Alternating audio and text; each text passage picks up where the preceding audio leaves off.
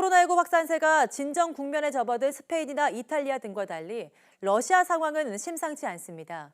하루 만에 코로나19 감염 환자가 10,000명 넘게 증가하는 등 연일 급증세를 보이고 있습니다. 이교준 기자입니다. 러시아에서 하루 신규 확진자 수가 처음으로 10,000명을 넘어섰습니다. 전날보다 1,000명 이상 늘어나는 등 급증세가 좀처럼 꺾이지 않고 있습니다.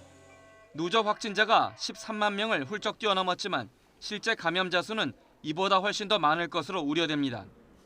하루 20만 건 이상 검사가 이뤄지고 있는데 신규 확진자의 절반 이상이 무증상 감염자로 확인되고 있기 때문입니다.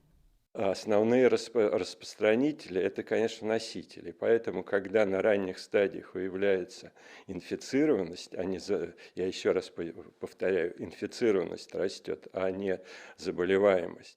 이에 따라 러시아 정부는 이달 11일까지로 정한 근로자에 대한 유급 휴무와 주민 자가격리 등 제한 조치를 연장하는 방안을 검토하고 있습니다.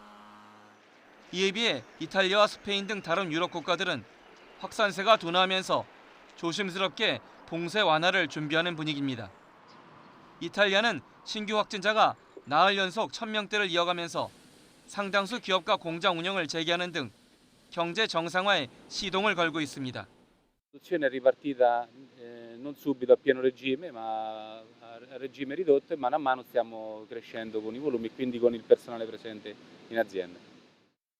스페인은 하루 사망자가 7주 만에 최저치로 떨어지는 등 진정 국면에 접어들면서 각종 봉쇄 조치를 점진적으로 완화하고 있습니다.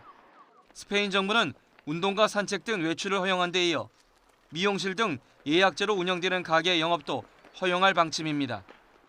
독일에서는 완화 조치에 따라 쾰른 대성당이 3월 중순 이후 처음으로 주일 미사를 재개했습니다. 독일 일부 주가 소규모 모임과 상점 영업을 허용하는 등 잇따라 봉쇄령을 풀고 있는 가운데 연방정부와 16개 주정부는 이번 주 안에 제한 조치의 연장 여부를 논의합니다.